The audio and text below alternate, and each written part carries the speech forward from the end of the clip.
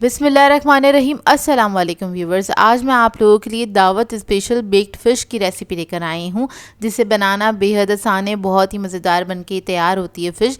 इसको आप बना के दावतों पे सर्व कर सकते हैं। एक बड़े साइज़ की फ़िश घर में आप किस तरह से आसानी के साथ बना सकते हैं, आज इस वीडियो में आप लोगों को देखने को मिलेगा। और इसके साथ मैं आप लोगों को एक मज़ेदार सी हरी धनिया और इमली की चटनी बनाना बताऊँगी, जो कि इस फ़िश के साथ बेहद मज़ेदार लगती है। तो इस वीडियो को लास्ट तक ज़रूर देखिएगा।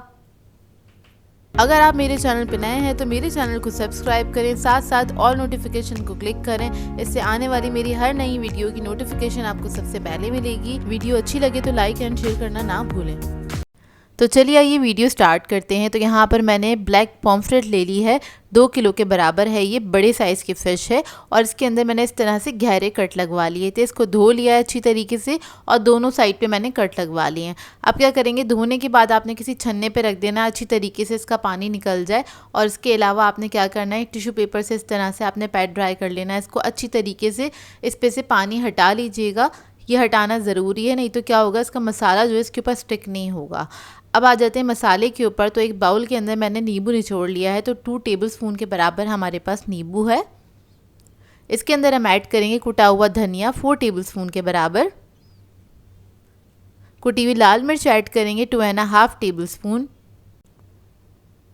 अब इसके अंदर हम ऐड करेंगे ज़ीरा कुटा हुआ 2 टेबलस्पून के बराबर। लाल मिर्चों का पाउडर ऐड करेंगे 1 टेबलस्पून। नमक ऐड करेंगे इसमें 1.5 टीस्पून।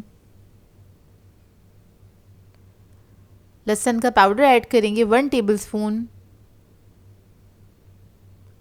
ऑयल ऐड करेंगे 4 टेबलस्पून के बराबर।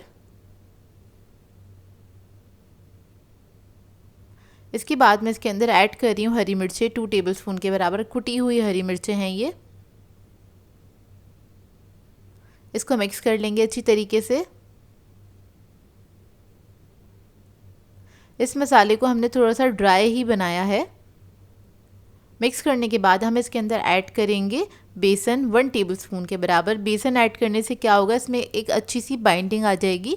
और उसके बाद हम थोड़ा थोड़ा सा पानी ऐड करेंगे इसके अंदर, ताकि इसको मसाले को लगाना आसान हो। इतना बस आपने पानी ऐड करना है, रनी नहीं कीजिएगा, थोड़ा सा थिक ही रखना है इसको। तो देखिए मैंने थोड़ा थोड़ा सा करके पानी ऐड किया था, तकरीबन 2 टेबलस्पून के बराबर पानी गया होगा इसके अंदर। तो देखिए कितना थिक है ये मसाला, इतना ही थिक होना चाहिए ये मसाला। अब क्या करेंगे, मसाला जो है इसके ऊपर आपने लगाना है बहुत अच्छी तरीके से। और इसके अंदर जो हमने ये कट्स लगवाए थे ना, क्या करना है, इसके अंदर आपने भर देना है मसाला अच्छी तरीके से। तो इधर मैंने हाथ से ही मसाला लगाया था और फिंगर की मदद से इसको मैंने फिल कर दिया है। जो कट्स थे ना, इनमें मसाला अच्छे से आपने भर देना है और आपने इस मसाले को अच्छी तरीके से रब कर देना है इस फ़िश के ऊपर। अच्छा, मेरे पास ये बड़े साइज़ के फ़िश है, आप लोग चाहें तो छोटे साइज़ के फ़िश भी ले सकते हैं और उसके ऊपर भी इसी तरह से मसाला लगा सकते हैं। और इसको मैं बेक करूँगी ओवन के अंदर। अगर आप लोग बेक नहीं करना चाहते तो सेम प्रोसेस के साथ आप इसको बस फ्राई कर लीजिएगा। इधर मैं बेक करूँगी, मसाला लगने के बाद आपने क्या करना है, इसको ऑयल में डाल के फ्राई भी कर सकते हैं सेम प्रोसेस के साथ, तब भी ये बहुत मज़ेदार बन के तैयार होती है। आपकी अपनी चॉइस है, मैंने आपको एक ऑप्शन दे दिया है। अच्छा, यहाँ पर मसाला लग गया। अब इसको मैं 3 से 4 घंटे के लिए रख दूँगी। 3 से 4 घंटे के बाद हम इसको ओवन में रखेंगे। आप लोग चाहें तो ओवरनाइट भी इसको मसाला लगा के छोड़ सकते हैं।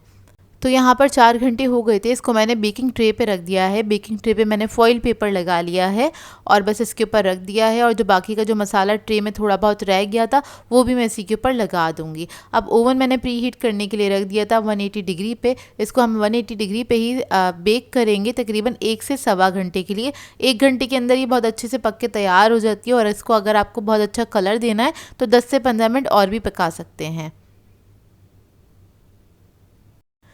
जितने हमारी फ़िश बेक हो रही है इतने हम बना लेते हैं एक मज़ेदार सी चटनी। तो यहाँ पर मैंने एक चटनी जार ले लिया है। इसके अंदर हम ऐड कर देंगे इमली का पल्प 4 टेबलस्पून के बराबर। नमक ऐड करेंगे 1 टीस्पून। कुटी हुई लाल मिर्च ऐड करेंगे 1 टेबलस्पून। ज़ीरा ऐड करेंगे इसमें 1 टेबलस्पून।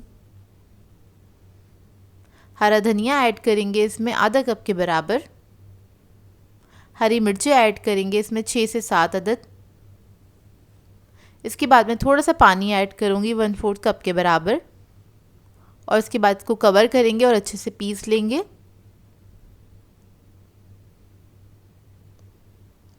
तो यहाँ पर हमारी चटनी अच्छे से पिस गई है और बहुत ही बेहतरीन चटनी बनके तैयार होती है ये, जो कि फ़िश के साथ बहुत ही अच्छी लगती है खाने में।